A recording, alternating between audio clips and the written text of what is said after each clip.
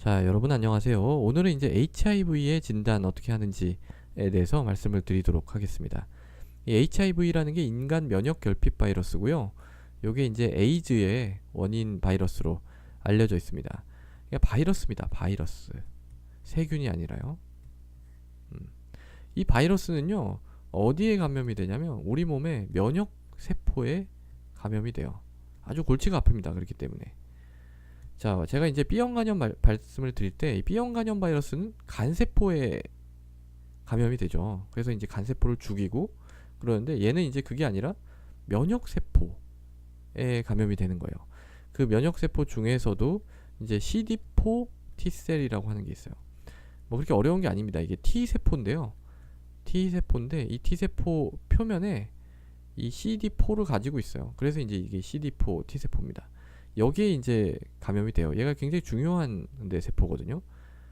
면역을 어떻게 좀 도와주는 역할을 한다. 그래가지고 얘를 이제 우리가 헬퍼 T셀이다. 좀 조율하는, 전체적인 어떤 우리 몸의 면역 기능을 조율하는 역할을 하고 있는 굉장히 중요한 세포예요. 근데 이제 HIV가 들어와가지고 얘를 깨버린다는 거죠. 예. 그렇기 때문에 이 B형 간염 생각을 해보시면, 이 B형 간염 같은 경우에는 간세포가 파괴가 되면 우리가 간 손상이 오죠. 간 손상이 오면 뭐 간경변이라든지 아니면 나중에 가면 이제 간암 뭐 요런 게 이제 문제가 되는 거라고 하면, 얘 같은 경우에는 이제 이 면역 세포에 감염이 돼서 얘를 이제 깨버린단 말이에요. T세포. 그러면 이제 면역이 떨어지는 거예요. 우리 몸에. 그게 이제 문제입니다. 이 면역이 떨어지잖아요. 그러면 온갖 이상한 감염에 많이 걸립니다. 이상한 감염. 굉장히 골치 아픕니다. 그래서 이제 이 HIV 환자분들이 고생하는 게 이제 이 바이러스 자체 때문에 고생하는 게 아니에요. 이게 뭐 막 돌아다니면서 다 죽이고 이런 게 아니에요. 딱 이 면역을 갖다가 떨어뜨리기 때문에 이 고생하시는 거는 이상한 감염, 폐렴 같은 거예요. 폐렴 같은 게 젊은 사람한테도 옵니다. 이렇게 면역이 떨어지기 때문에. 근데 보통 이제 우리가 보는 폐렴이 아니고요. 굉장히 좀 원인균이 희한한, 좀 의사를 하면서도 거의 잘 보지 못하는 그런 원인균에 의해서 감염된 폐렴, 이런 게 옵니다. 그러면 그거는 치료하기도 굉장히 어렵고요. 그래서 이제 감염이 되고 나서 급성으로 감염이 되면은 이게 이제 심한 감기처럼 나타납니다. 심한 감기.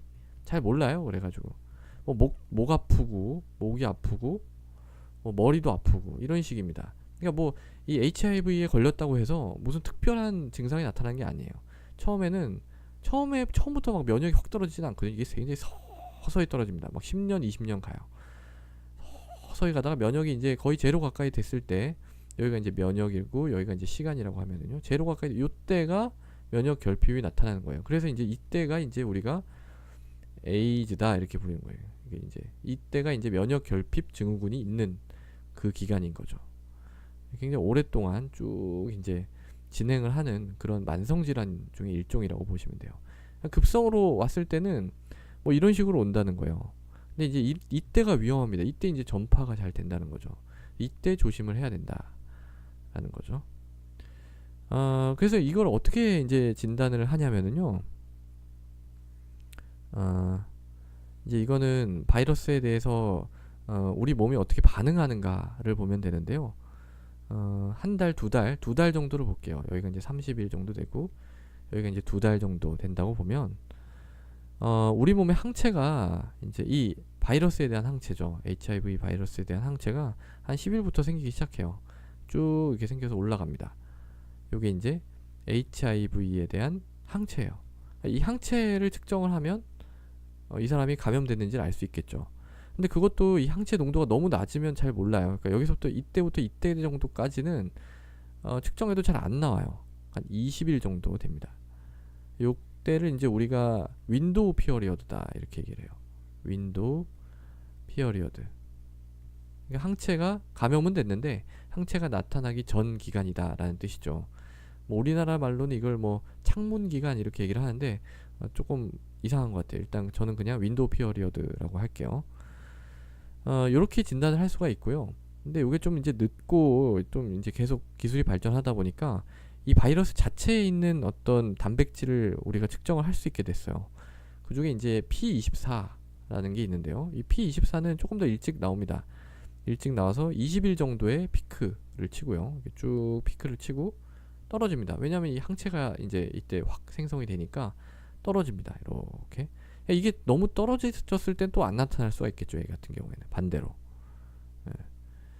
근데 이제 얘는 그래도 좀 15일 정도면 이제 우리가 측정을 해서 알 수가 있습니다. 그리고 이제 이 바이러스는요, RNA 바이러스예요. RNA 바이러스. B형 간염 제가 DNA라고 그랬죠? 얘는 RNA입니다. 이 RNA를 직접 측정을 할 수도 있겠죠.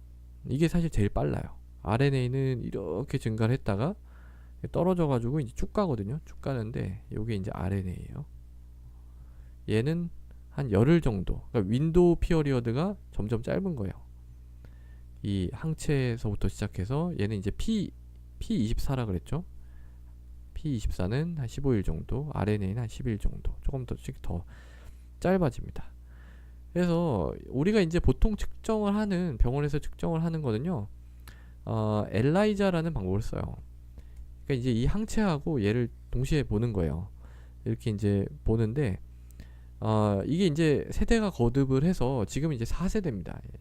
거의 웬만하면 여기서 이제 진단이 돼요, 사실은. 얘 같은 경우에는 항체만 보는 게 아니라 항체하고 얘도 이제 같이 잘 보기 때문에 항체가 이제 음성이어도 얘가 양성이면 P24가 양성이면 양성으로 나옵니다. 요걸로 이제 우리가 병원에서 선별 검사를 하고요. 요거는 굉장히 중요한 질환이죠. 국가에서 관리를 해야 되는 질환입니다. 그렇기 때문에 이런 식으로 이제 양성이 나오면 확진이 들어갑니다. 확진. 이 확진 검사는 보통 이제 각 병원에서 물론 뭐 할 수도 있지만 주로는 이제 그 시도에 있는 보건환경연구원이라는 데가 있어요. 아니면 뭐 질병관리본부라든지 뭐 그런 데에서 이제 확진 검사가 진행이 됩니다. 확진 검사는 이제 웨스턴 블롯으로 해요. 웨스턴 블롯. 요건 이제 단백질 보는 거죠. 단백질에 대한 어떤 항체를 이용해서 단백질 보는 겁니다. 그러니까 이 HIV에 엄청나게 많은 단백질들 있잖아요. 그거 갖다가 고유한 걸 쫙 까는 거예요. 그래서 뭐 이런 데도 있고 이런 데도 있고 이런 데도 있고 이런 데도 있고 이런 데도 있고 이런 데도 있고 이런 식으로 봐가지고 검사를 해봤는데 뭐 이런 게 많이 맞아. 뭐 그러면은 이거는 HIV 확진. 뭐 이제 이런 식으로 이제 검사가 진행이 되는 거죠. 그래서 이제 근데 이제 HIV 확진 검사를 여러 번 요구를 하기도 해요, 환자분들이. 그런 경우에는 국가에서 또 그만큼을 해주는 걸로 알고 있습니다. 그래서 이 HIV 같은 경우에는 만약에 이제 감염이 확인이 되면 신고를 해야 되는 그런 병이고요. 물론 다 비밀 보장은 다 유지를 해줍니다. 요새는 보통 다 이제 그런 건 철저하게 거의 다 돼 있기 때문에 유지가 되고, 확진 검사는 이제 국가에서 거의 관리를 한다라는 측면에 대해서 말씀을 드립니다. 자, 그래서 오늘은 이제 HIV의 진단을 어떻게 하는지에 대해서 간략하게 말씀을 드렸습니다. 감사합니다.